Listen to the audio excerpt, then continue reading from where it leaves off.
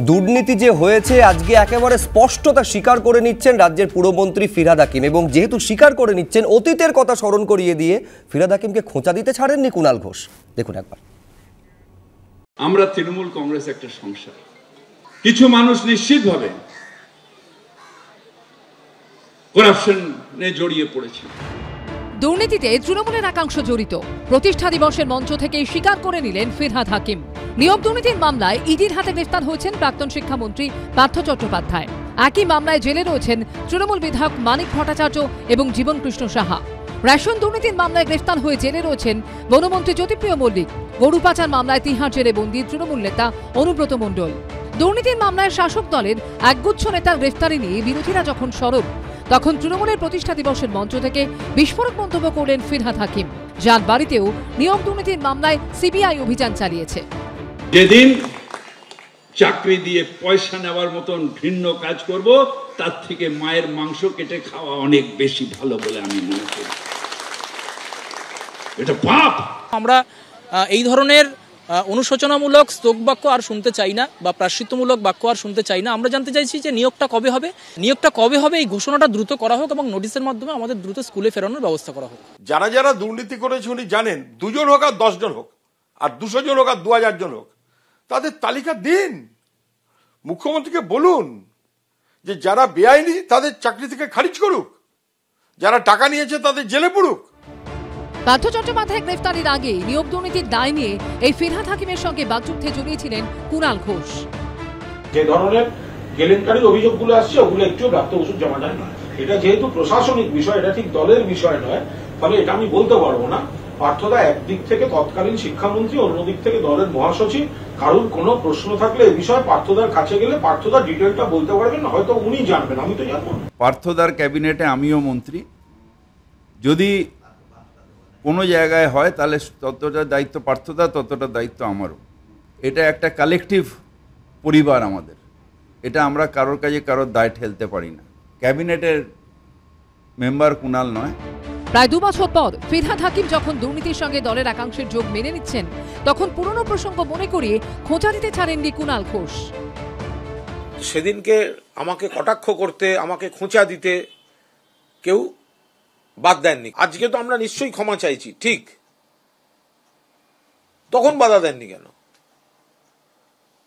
তখনও যখন আমি একটা আওয়াজ তোলার চেষ্টা করেছিলাম, তখন আমাকে বলা হয়েছে যে কুণাল মন্ত্রিসভার কেউ নয়, এটা মন্ত্রিসভার কালেকটিভ ডিসিশন। গোটা তৃণমূল কংগ্রেসই এই দুর্নীতিটার সঙ্গে যুক্ত, তাদের অনুমোদনে অনুপ্রেরণায় এটা সংগঠিত হয়েছে। কেউ কাউকে চোর বলে অন্যজন দায়িত্বমুক্ত হয়ে যাবেন, এটা মনে করার কোনো কারণ নেই। বিড়াল 100 চুহা খেয়ে, ইঁদুর খেয়ে এখন বলছে আমি কাশি যাব, কাশি বেনারস যাব তীর্থ করতে। তো আমাদের এই হাকিম সাহেবেরও তাই অবস্থা হয়েছে। দায় ঠেলাঠেলি চলছেই, কিন্তু দুর্নীতির মাথাদের সাজা হবে কবে? বঞ্চিতরা বিচার পাবেন কতদিনে? সেই উত্তর এখনো অধরাই। উজ্জ্বল মুখোপাধ্যায়, হিন্দোল দে, অনির্বাণ বাগচির রিপোর্ট, এবিপি আনন্দ। আপনি দেখুন রবীন্দ্রনাথবাবু, এই কুণাল ঘোষ এবং ফিরহাদ হাকিমের মধ্যে দ্বন্দ্ব আজকে যে প্রথম হচ্ছে এমনটা নয়। এইটা একেবারে পার্থ চট্টোপাধ্যায়ের বিরুদ্ধে ওটা অভিযোগ গ্রেফতারির সময়ে যেমন উঠেছিল, তারপরে আপনার খেয়াল থাকবে যে পুরসভার পার্কিং ফি বৃদ্ধি, তা নিয়েও একেবারে প্রকাশ্যে চলে এসেছিল সেই দ্বন্দ্ব, যেটা আজকে কার্যত অনেকে বলছে যে বিস্ফোরণ ঘটেছে। আমি বলছি একটা চোরা স্রোত যেটা ছিল দ্বন্দ্বের, সেটা যখন আজকে মাটি ফুঁড়ে বেরিয়ে আসছে, কোথাও কি মনে হচ্ছে অভিষেক বন্দ্যোপাধ্যায় নিজেকে গুটিয়ে রাখার যে সিদ্ধান্ত, সেইটা এক্ষেত্রে অনুঘটকের কাজ করে থাকতে পারে? দেখুন, যে কোনো পার্টিতেই না অ্যাসেট এবং লায়াবিলিটি, এটা ম্যানেজমেন্ট একটা খুব গুরুতর ব্যাপার। এটা তৃণমূল, সব পার্টিতে আছে, তৃণমূলেও আছে। কিন্তু তৃণমূলের এই যে লায়াবিলিটি ম্যানেজমেন্ট বা অ্যাসেট ম্যানেজমেন্ট, এটা আজকে একটা নীতিগত জায়গার থেকে একটা ব্যক্তিগত স্তরে এসে দাঁড়িয়েছে, এবং সেটা খুব ক্লাইম্যাক্সে পৌঁছেছে। বাড়ি, এটা তৃণমূল, খুব ভালো কথা যে তৃণমূল তারা গোটা বাংলাকেই বাড়ি বলে ভাবে, কিন্তু বাংলা তো ঝগড়া চায় না, বাংলা চাই, আমরা শুনে আসছি যেটা, যে তারা একটা প্রশাসন চায়, একটা ভালো বিষয় চায়। এখন বাড়ির মধ্যে ঝগড়া যেন বাইরে রাস্তায় নেমে এসছে। এতে কিন্তু এই যে ধরা হচ্ছে যে না, এটা শুভময় বললেন যে এটাতে বিজেপি এবং সিপিএম লাভবান হবে না, এখানে একটা পয়েন্ট আছে, পজিটিভলি লাভবান হবেন না, নেগেটিভলি লাভবান হয়ে তৃণমূলের ক্ষতি হয়ে যাচ্ছে। কারণ যে লোক ভাবমূর্তির প্রশ্ন এবং যে লোকগুলো আজকে এইরকম করছেন, কালকে লোকসভা ইলেকশনের 3 মাস আগে যখন এই ঝগড়াটা শুরু হয় তখন মাথায় রাখবেন নিশ্চয়ই লোকসভার যে পদগুলো রয়েছে তাতে কারা দাঁড়াবে এই নিয়েই ঝগড়াটা আসল শুরু হয়েছে। এবং সেই ঝগড়াটা যদি এই লেভেলে চলে যায় তাহলে একজন আরেকজনের সমর্থন তুলে দিলে একটা দলগত ব্যাপার, সেখানে যদি কল্যাণ বন্দ্যোপাধ্যায় যেখানে দাঁড়াচ্ছে সেখানে যদি কুণাল ঘোষের যে সাংগঠনিক শক্তি আছে সেটা যদি চলে আসে তাহলে কিন্তু খুব মুশকিলের জায়গা হয়ে যাবে। রবীন্দ্রবাবু, এটা অনেকে বলছেন এটা কি ফাইট নাকি মক ফাইট? আসলে যে দুর্নীতি হয়েছে, বিভিন্ন রকম জায়গায় স্বজন পোষণের অভিযোগ, এগুলো থেকে আসলে নজর ঘুরিয়ে দেওয়ার একটা সুকৌশল না, সুকৌশল হল এটা, সুকৌশল হতো যদি না অভিষেক বন্দ্যোপাধ্যায় যেভাবে তার মানে মুখ্যমন্ত্রী বললেন তার ঠিক 2 দিন বাদে দেখবেন মুখ্যমন্ত্রীর সঙ্গে সরাসরি কিন্তু অভিষেক বন্দ্যোপাধ্যায় আসেননি।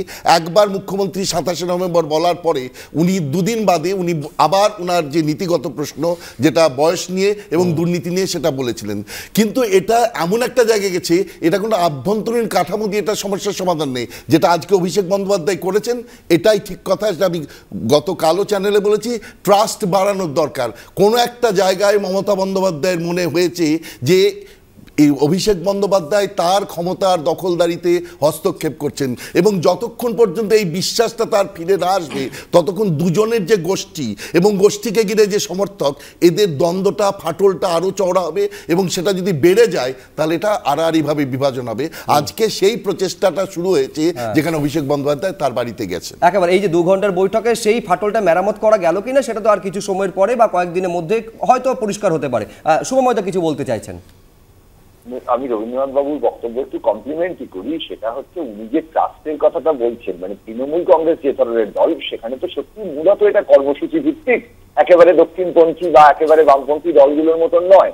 সুতরাং সেইখানে কিন্তু তাদের যে নেতা নেত্রীরা তারা ঠিক নির্বাচনের আগে যখন ডাক দেবেন সেই জায়গায় যদি সংগঠন ভিত্তিক দলগুলি সেই জায়গায় এর মধ্যে না নিয়ে নিতে পারে তাহলে তাদের খুব অসুবিধে নেই। আর দ্বিতীয় যে কথাটা যখন দেবাংশু বলছিলেন আর কি, যে বাংলাটা একটা বাড়ি, আমার বারবার মনে হচ্ছিল হুকুমুখো হ্যাংলা, বাড়ি তার বাংলা, মুখে তার হাসি নেই, দেখেছো? তবে তৃণমূল কংগ্রেস কিন্তু এর মধ্যেও হাসতে পারে। এটাই কিন্তু তৃণমূল কংগ্রেসের খুব একটা গভীর ব্যাপার যে এই ঘটনাগুলো ক্রমাগত ঘটবে এবং এই যে পশ্চিমবঙ্গের রাজ্যের যে গুরুত্বপূর্ণ বিষয়গুলো সেই বিষয়গুলো থাকবে না, আলোচনা হবে না। পরে ঠিক নির্বাচনের আগে তারা কিন্তু একটা সংগঠিত শক্তি হিসেবে এবং কিছু ক্ষেত্রে কর্পোরেটের সাহায্য নিয়ে তারা গোটা ভোটের রাজনীতিতে ফিরে আসবে। আমি প্রশংসা বা নিন্দা করছি না, আমি বলছি তৃণমূল কংগ্রেসের রাজনীতির যে অঙ্ক সেই অঙ্কে কিন্তু নির্বাচনী ক্ষেত্রে তাদের ভোটটা কিন্তু এত সমালোচনা সত্ত্বেও, দুর্নীতির এত অভিযোগ সত্ত্বেও সময় মতন ঠিক জোগাড় হয়ে যাচ্ছে। একেবারে এইটা কিন্তু যেটা আগেও বলছিলেন শুভময় মৈত্র, যে এই যে ভোট ব্যাংক যেটা রয়েছে সেটা কিন্তু অটুট থাকে। এই যে কার্যত ফাটলের কথা, দূরত্বের কথা বলা হচ্ছে, তাতে এই ভোট ব্যাংকে কোনো প্রভাব পড়ে না।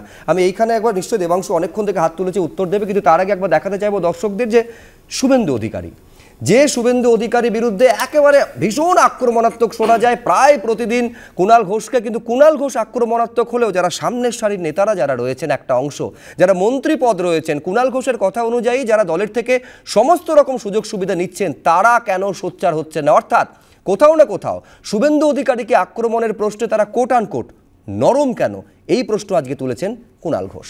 দেখুন, আজ 1 জানুয়ারি শপথ নিন যে শুধু বিভিন্ন দিকে ভালো সেজে না থেকে তৃণমূল মঞ্চে আছি ততক্ষণ শুভেন্দুকে চোখে চোখ রেখে চোর বলবো, নরেন্দ্র মোদী অমিত শাহকে আক্রমণ করব এবং অ্যাগ্রেসিভ ওয়েতে যাবে। সিপিএম কংগ্রেস যখন একটানা তৃণমূল ও বিজেপির মধ্যে আঁতাতের অভিযোগে সরব, তখন বিজেপির বিরুদ্ধে তৃণমূলের শীর্ষ নেতৃত্বের একাংশের নীরবতা নিয়ে এবার বিস্ফোরক মন্তব্য করলেন দলেরই রাজ্য সাধারণ সম্পাদক কুণাল ঘোষ। সম্প্রতি একের পর এক সভা থেকে সরাসরি মমতা বন্দ্যোপাধ্যায়কে বারবার তীব্র আক্রমণ করেছেন শুভেন্দু অধিকারী।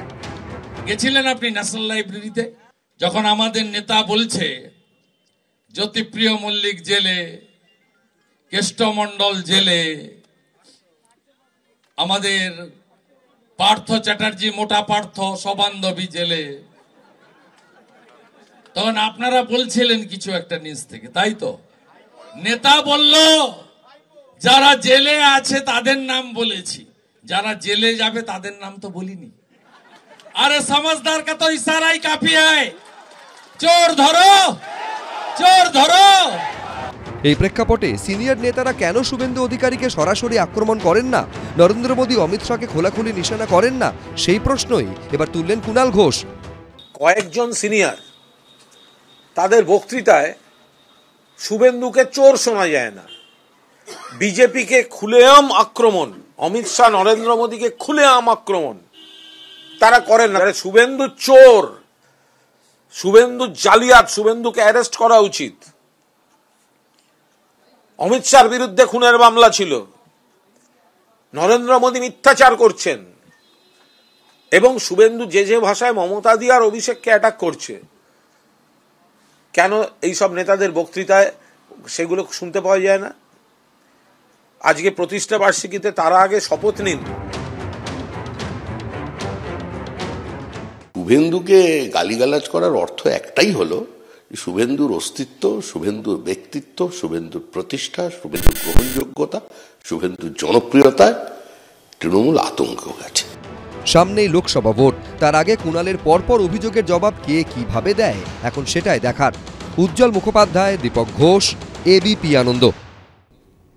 আমি প্রণয় রায়ের কাছে আসবো। তার মানে প্রণয় দা একেবারে দলের সর্বভারতীয় মানে সর্বোচ্চ যিনি নেত্রী তাকে নিশানা করছেন, যেটা কুণাল ঘোষের বক্তব্য অনুযায়ী অত্যন্ত কুরুচিকর ভাষায়।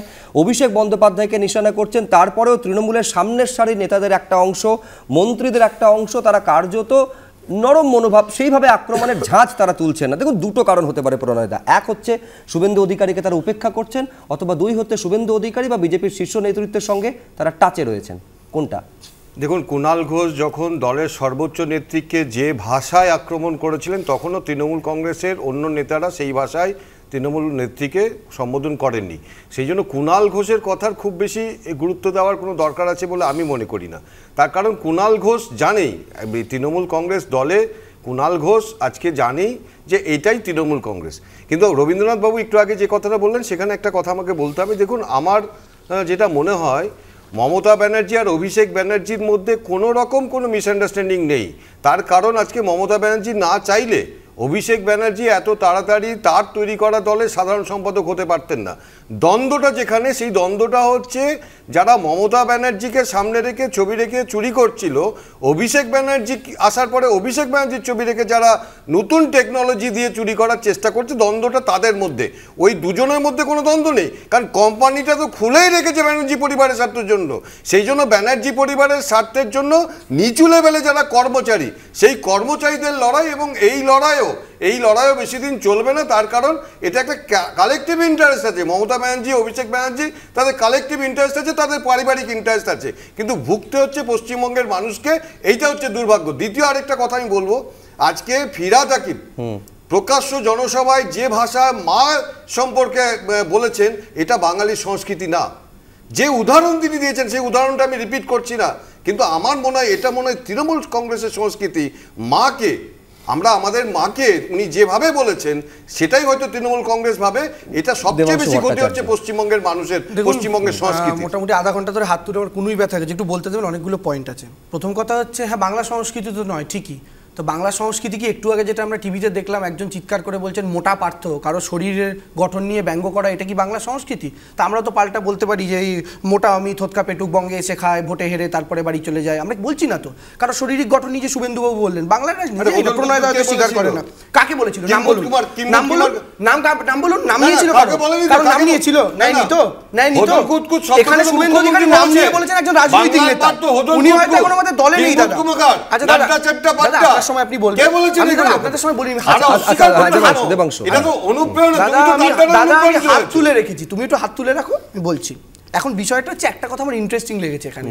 আপনার ঠিক এই প্রতিবেদনের আগের প্রতিবেদনে শ্রমিক ভট্টাচার্য একটা কথা বললেন, আসলে গোটা তৃণমূলটাই দুর্নীতিতে যুক্ত ছিল, এটা উনি বলেছেন। তো আচ্ছা সুব্রদা, এই যে শিক্ষক নিয়োগ দুর্নীতি, এইটা কোন কোন সালের? প্রধানত 2015, 2016, 2017, তাই তো, যেগুলো নিয়ে আমরা আলোচনা করছি। যদি গোটা তৃণমূল দুর্নীতিতে যুক্ত হয়ে থাকে, তাহলে সেই গোটা তৃণমূলের সেই সময় পার্ট কি শুভেন্দু অধিকারী ছিলেন না? ছিলেন তো, তিনি তো 2020 ডিসেম্বরে বিজেপিতে যোগ দিয়েছিলেন। ব্যবস্থা তখনই নেওয়া উচিত ছিল।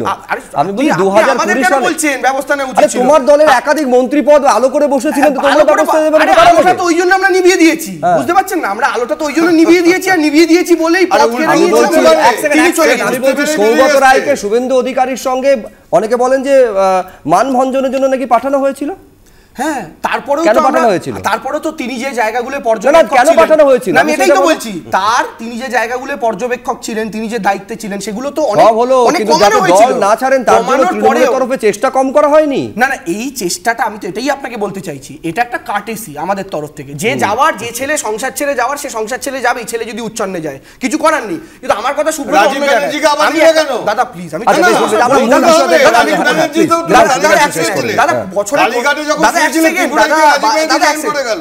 নির্বাচন খুব সামনে, তো বছরের প্রথম দিন মানুষের সাথে চেঁচামেচি শুনতে চায় না, বাংলা ঝগড়া চায় না। আমি একটা কথা বলে আমি শেষ করছি, সেটা হচ্ছে দেখুন, এই যে তৃণমূল কংগ্রেসকে নিয়ে এতক্ষণ ধরে আলোচনা হচ্ছে, গোটাটা তৃণমূল, এখানে আমাদের সিপিএম বসে আছে, এখানে বিজেপি বসে আছে, প্রত্যেকে, এবং বিশ্লেষকরাও বিশ্লেষণ করছেন যে তৃণমূল কংগ্রেসের মধ্যেকার ফাটল, কার্পেট ইত্যাদি। তাহলে আলোচনাটা এখন অবধি যে সুব্রতা প্রায় 50 মিনিট আমরা করেছি, 50 মিনিটই কিন্তু আলোচনায় তৃণমূল কংগ্রেস আছে। আমি আপনাকে এটা বলতে চাইছি যে আমরা এমন একজন শাসক দল, ঠিক স্বাভাবিক, যেমন ভাবে কংগ্রেস কেন্দ্রের বিজেপির সমালোচনা করে, স্বাভাবিকভাবে এইখানে যারা বিরোধীরা বসে রয়েছে, আমি বলি সমালোচনা করাটা গণতন্ত্রের পক্ষে স্বাস্থ্যকর। দাদা আমি ওটা বলছি না, আমি বলছি আমাদের দলের তারা ভালো চায়, তাই তো আমাদের দলের যদি মনে হয় কেউ কারোর বিরুদ্ধে বলছে, তারা বলছেন না এটা উচিত না, এটা অনুচিত, আমি বলছি এটা আমি খুব এনজয় করছি, কিন্তু তারা নিজেরাই কথা ভুলে গেলেন যে 2021 এর নির্বাচনের পর মনে আছে সুব্রতা, বিজেপির নেতাদের মধ্যে পিকনিক হচ্ছিল, পিকনিকের কথা মনে আছে? ওই পিকনিকটা কারা করছিল? কোন নেতারা করছিল? ইন্ডিয়া জোট হয়তো এই শীতকালে আরেকটা পিকনিক করতে পারে। আচ্ছা, জোট সঙ্গীর কাছে যায় যারা শুভাকাঙ্ক্ষী তৃণমূল কংগ্রেসের, কৌস্তব চট্টোপাধ্যায়। দেবাংশুর কথা আমার খুব ভালো লেগেছে। দেবাংশুরা তো সরকারে আছে, যে সব বাড়ি তৃণমূল কংগ্রেসের বাড়ি, ঠিকই বলেছে। অর্পিতার বাড়িও ফ্ল্যাট, খাটের তল্লা, ওটাও তৃণমূল কংগ্রেসেরই। সব বাড়িতে ঢুকে গেলে তৃণমূল কংগ্রেস যদি ঢুকতে পারতো, মানুষের মন জয় করতে পারতো, তাহলে এরকম নির্বাচনে ছাপ্পা দিতে হতো না। কলকাতা কর্পোরেশনের নির্বাচন আমরা দেখেছি, অনেক অম্বিতম্বি ভাইপোর শুনেছি, আর তারপর দেখেছি বিশিষ্ট জনেরা, সেলিব্রিটিরা যারা 5-6 বছর আগে মারা গেছে, তারা এসে ভোট দিয়েছে। কোয়েশ্চেনটা প্লিজ, আমি তোমার মাঝে বলিনি, এরকম 1000টা ইনফরমেশন আছে এখানে, এবিপি আনন্দও দেখিয়েছে। তুমি একটু থেমে থাকো, আমি ইনস্টলমেন্টে বিরক্ত করো না আমাকে। আমি ফিক্সড করব। আমি বলছি যে এজেন্ডাটা আসলে দেবাংশুটা খুব খারাপ কথা বলেছে হাসতে হাসতে, যে negative campaign is also a campaign, negative ক্যাম্পেইনটা তৃণমূলের পক্ষে যাচ্ছে, এই কথাটা বলার চেষ্টা করেছে। মানে তৃণমূল চুরি করুক, যা খুশি করুক না কেন, খাটের তলায় যতই টাকা রাখুক না কেন, রেশন দুর্নীতি করুক, অনুব্রত কোটি কোটি টাকা কামাক, মানুষের টাকা মেরে নিক, তাতেও তৃণমূল ভোটে জিতবে। This is the attitude of young leader of Trinamool. এটা হচ্ছে আমি বলিনি, আমি অর্পিতা,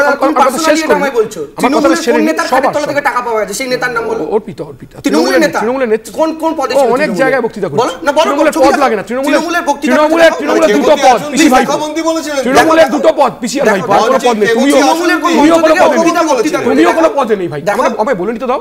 আরে আমরা আপদে আছি, বিপদে আছি, আমাদের পদ লাগে না, আপদ আর বিপদ, বুঝছো? সেটা সিপিএম নেই, তাই জিরো হয়ে গেছে।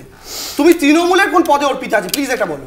তুমি আরে মঞ্চে কেমতি আসন্তি বলে সম্বোধন করেছিল অর্পিতাকে। কেমতি আসন্তি কি? তোমরা মুখ্যমন্ত্রীর সাথে মঞ্চ শেয়ার করেছে, তোমরা মঞ্চ শেয়ার করেছে, জেনে ফেললে হবে। আসলে সত্যি কথাগুলো বললে গায়ে লাগে, অন্য লোককে থামিয়ে দিতে হয়। আমার কথা হচ্ছে মানুষের এজেন্ডা আলোচনা হচ্ছে না, পিপলস ইস্যু আলোচনা হচ্ছে না। পেট্রোল, ডিজেল, রান্নার গ্যাস, কেরোসিন তেল, দুধ, বিদ্যুৎ, মানুষের অবস্থা খারাপ হচ্ছে, ব্যাংক বেসরকারীকরণ হচ্ছে, বিমা বেসরকারীকরণ হচ্ছে, এলআইসি বিক্রি করে দেওয়ার হচ্ছে।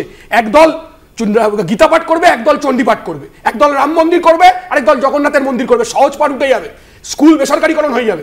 এই যে এজেন্ডা, প্রতিদিনের মানুষের যে সমস্যা, সেইটা ডিল হচ্ছে না। সীতারাম ইয়েচুরি ইন্ডি জোট করবে দিল্লিতে, এত কিছুর পরেও সীতারাম ইয়েচুরি ইন্ডি জোট করে, বাংলা বোঝেন না না ইন্ডি জোট করে, না না বোঝেন, তাহলে ইন্ডি জোটটা হচ্ছে কিসের জন্য? বাংলা বুঝি বলে তো, বাংলা মানুষকে উত্তর দিতে হবে, বিজেপি বিরুদ্ধে বাংলা মানুষকে উত্তর দিতে হবে তো।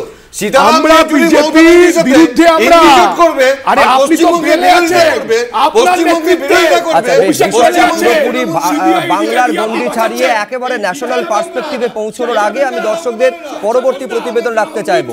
একেবারে নবীন প্রবীণ দ্বন্দ্ব যেটা তৃণমূলের অন্দরে ক্রমশ চওড়া হচ্ছে বলে অনেকে মনে করছেন, সেই বিতর্ক উস্কে দিয়েছেন আজকে কুণাল ঘোষ। তিনি বলছেন যে মুখে বলবো পুরনোদের আনতে হবে, আর প্রথম থেকে দলে এই সঞ্জয় বক্সির তিনি উদাহরণ টেনেছেন, তারা তাহলে কেন পেছনে থাকবেন? তাহলে পুরনো বলতে শুধু ৩-৪ জন? এর পাল্টা জবাব দিয়েছেন আবার ফিরহাদ হাকিম। দেখুন একবার। আজকে মমতাদি মুখ্যমন্ত্রী একটা সুদূর ভবিষ্যৎ আসবে যখন মমতাদি আশীর্বাদ করবেন আর অভিষেক বন্দ্যোপাধ্যায় মুখ্যমন্ত্রীত্বের শপথ নেবেন। ভূমিকম্পের জেরে ভয়ঙ্কর সুনামি আছড়ে পড়েছে জাপানে। আর নবীন প্রবীণ দ্বন্দ্ব নিয়ে তৃণমূলের অন্দরে যে কম্পন অনুভূত হচ্ছিল দলের প্রতিষ্ঠা দিবসে, তাও যেন কার্যত সুনামির আকার নিয়ে আছড়ে পড়ল। বছরের প্রথম দিনে নবীন প্রবীণ দ্বন্দ্ব ফের উস্কে দিলেন কুণাল ঘোষ। মমতা বন্দ্যোপাধ্যায়ের বার্তা তুলে ধরে বিস্ফোরক মন্তব্য করলেন তৃণমূলের রাজ্য সাধারণ সম্পাদক। সম্প্রতি দেগঙ্গার দলীয় সভা থেকে দলের অন্দরের নবীন প্রবীণ দ্বন্দ্ব নিয়ে স্পষ্ট বার্তা দেন মমতা বন্দ্যোপাধ্যায়। সিনিয়র লিডারদের যোগ্য মর্যাদা দিতে হবে, এটা আমি বারবার বলছি। পুরনো চাল কিন্তু ভাতে বাড়ে আর নতুন চাল আগে বাড়ে, দুটো চালকেই আমার দরকার। পুরনোকেও দরকার, নতুনকেও দরকার। পুরনো চাল ভাতে পারে মমতাদি বলে রেখেছেন, আবার পুরনোদের মধ্যে যাদেরকে আরো সামনে আনা উচিত আরো বেশি করে আনতে হবে তাদেরকে সামনে। আমরা মুখে বলবো পুরনোদের, আর যারা সত্যিকারের তৈরির সময় থেকে সঞ্জয় বক্সির মতো লোকেরা, সেই মানুষেরা তারা পিছনের সারিতে চলে যাবেন। তাহলে পুরনো বলতে কারা? তাহলে কি পুরনো বলতে ৩-৪ জন শুধু? এভাবে হয় না। সবাই তার ইলেকশনে জিততে পারেন, অনেক ইলেকশনে হেরে যায়, অনেক সময় সিট পরিবর্তন হয়, অনেক সময় মহিলা হয়ে যায়, অনেক সময় স্ত্রী দাঁড়ায়। সুতরাং কেউ পেছনে নেই, কেউ এগিয়ে আছে, এটা ঠিক নয়। সবাই আমরা একসাথে আছি। আমি যতদিন শারীরিকভাবে পারবো আমি নেতৃত্ব দেব, তারপর ওরা নেতৃত্ব দেবে। এইটাই যদি বলতে শুরু করা হয় যে আমরা যতদিন আছি ততদিন আমরাই থাকবো, তারপর নতুনরা আসবে, রোলটা বদল হতে পারে। সিনিয়র মানে এমপি এমএলএ মন্ত্রী হতে হবে কেন? সংগঠনে কাজ করতে পারেন।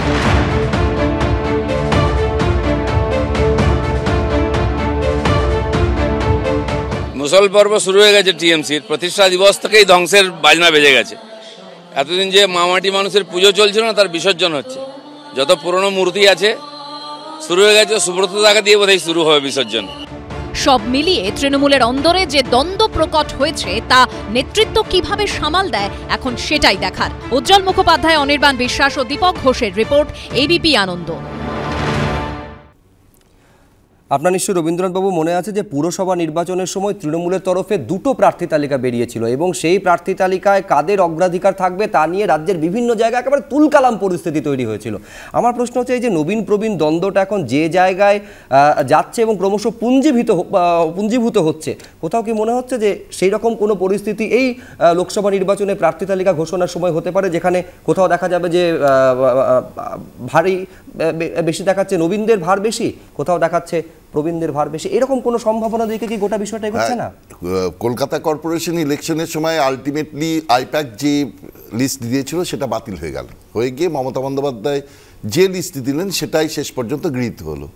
এখানেও যে এই যে দ্বন্দ্বটা, আমি আগেরবারও বললাম, এই যে দ্বন্দ্বটা শুরু হয়েছে ঠিক লোকসভা ভোটের 3 মাস আগে, কেন এই দ্বন্দ্বটা শুরু হলো? এর পিছনে এই যদি আপনি দেখেন আইপ্যাকের একটা বিরাট ভূমিকা আছে। আপনি দেখুন অভিষেক বন্দ্যোপাধ্যায় এই যে আইপ্যাক কর্পোরেট ম্যানেজমেন্ট তাকে ভিত্তি করে রাজনীতি করা, এইটাকে রিপ্রেজেন্ট করেন। আর অন্যদিকে মমতা বন্দ্যোপাধ্যায় অনেক বেশি মানুষের সম্পর্কের ভিত্তিতে যে রাজনীতি সেটাকে রিপ্রেজেন্ট করেন। এই দুয়ের মধ্যে একটা দ্বন্দ্ব, যেটা আইপ্যাক ক্রমশ বাড়িয়ে গেছিল, ফাটলটাকে চওড়া করে দিয়ে তারা চলে গেছে। কিন্তু এই যে ঘটনাটা, এটা পরবর্তীকালে আরো বেড়ে যাবে। মানে যদি আজকে যে অভিষেক বন্দ্যোপাধ্যায় যে ট্রাস্ট বিল্ডিং এর মেজারটা নিয়েছেন, আমি ধরে নিচ্ছি সেটা সাকসেসফুল হবে, কেনই বা নেগেটিভ ভাবে ভাববো। আর এবং এটাও ভাবার কোনো কারণে আমাকে প্রণয়বাবু একটু আগে বললেন যে ওরা দুজনে একই কোম্পানি। আরে কোম্পানি তো আপনারা প্রমাণ করুন, চুরিটা হয়েছে সেটা তো ইডি প্রমাণ করছে না। ইডি যদি প্রমাণ করে দেয় আমরা তো বলবো, সবাই জোর গলায় বলবো যে ইডি সিবিআই যদি প্রমাণ করে দেয় এরা চোর, একেবারে সময় পর্যন্ত বেঁধে দিয়েছে সর্বোচ্চ আদালত। সময়ের মধ্যে এবার প্রমাণ করা এবং বিচার প্রক্রিয়া শেষ করাটা হয় কিনা সেদিকে নজর থাকবে। কিন্তু যে দ্বন্দ্বের কথা বলছিল, এই তো দ্বন্দ্ব একমাত্রিক নয়, বহুমাত্রিক। এখন সেই দ্বন্দ্ব কিভাবে তৃণমূল কংগ্রেস সামাল দেয়, এবং আজকে যে 2 ঘন্টার অত্যন্ত গুরুত্বপূর্ণ বৈঠক মমতা বন্দ্যোপাধ্যায় অভিষেক বন্দ্যোপাধ্যায়ের মধ্যে হয়েছে, সেখান থেকে ইতিবাচক কোনো বার্তা বেরিয়ে আসে কিনা তা অনেকটা নির্ভর করছে 2024 লোকসভা নির্বাচনে তৃণমূলের সাফল্য এবং তার ব্যাপ্তির উপরে।